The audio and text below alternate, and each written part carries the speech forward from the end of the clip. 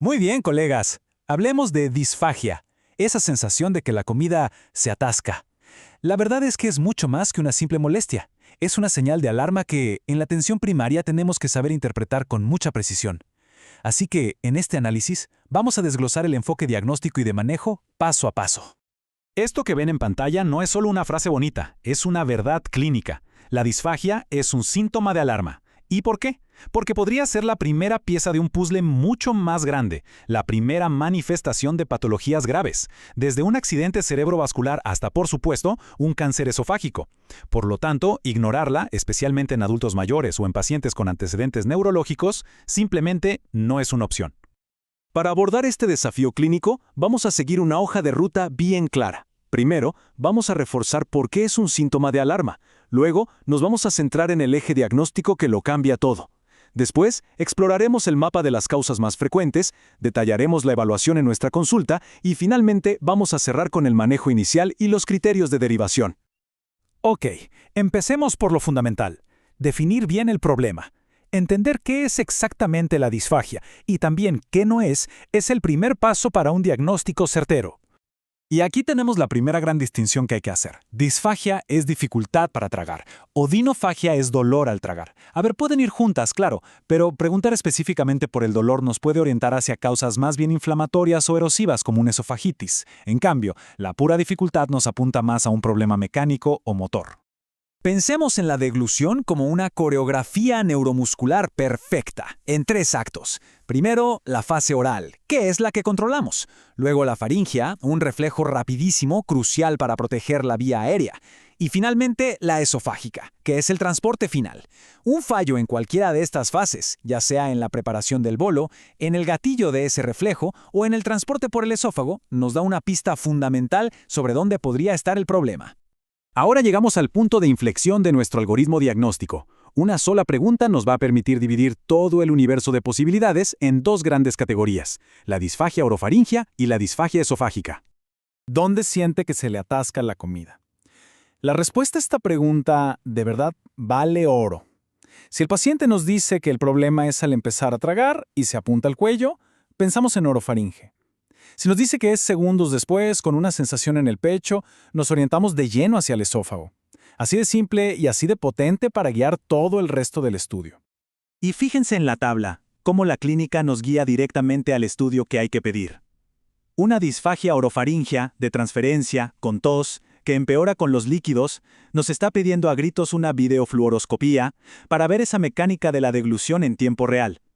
En cambio, una disfagia esofágica, con esa sensación clásica de taco en el pecho, exige una endoscopía digestiva alta, para ir a mirar directamente qué está pasando dentro del esófago.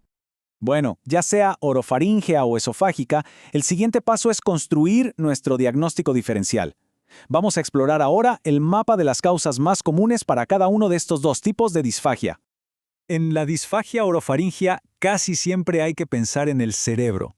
Por eso, las causas neurológicas son las más frecuentes, con el ACV a la cabeza, lejos.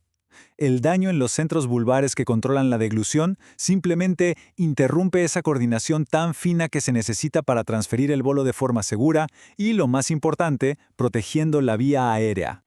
En el esófago, en cambio, la lógica es distinta. Si hay una obstrucción mecánica, como una estenosis por reflujo o un tumor, lo primero que va a costar pasar son los sólidos. El lumen se va cerrando de a poco. Pero si el problema es motor, como en la acalasia, donde el esófago no se relaja como debiera, tanto sólidos como líquidos van a tener problemas para pasar desde el principio. Esta diferencia en la progresión es clave en la anamnesis. Bien, con este mapa de causas ya en mente, volvamos a la consulta.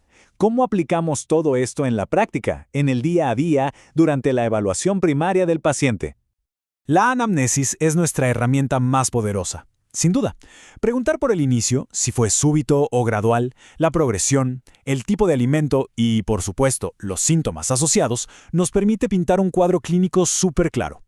Por ejemplo, un inicio brusco con sólidos en un paciente mayor nos hará pensar en un cáncer, mientras que una dificultad que va y viene, para líquidos y sólidos, podría apuntar más a un espasmo esofágico difuso.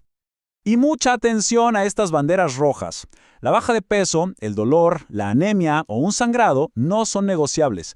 Ante cualquiera de estos síntomas, la sospecha de una neoplasia es alta y la derivación al especialista para estudio, que usualmente será una endoscopía, debe ser preferente si no es que urgente. A la cabecera del paciente, sobre todo en un contexto hospitalario o en la urgencia, el test de deglución de agua es una herramienta de screening rápida y muy valiosa. Si el paciente tose, carraspea o su voz cambia a una voz húmeda después de beber, el riesgo de aspiración es alto.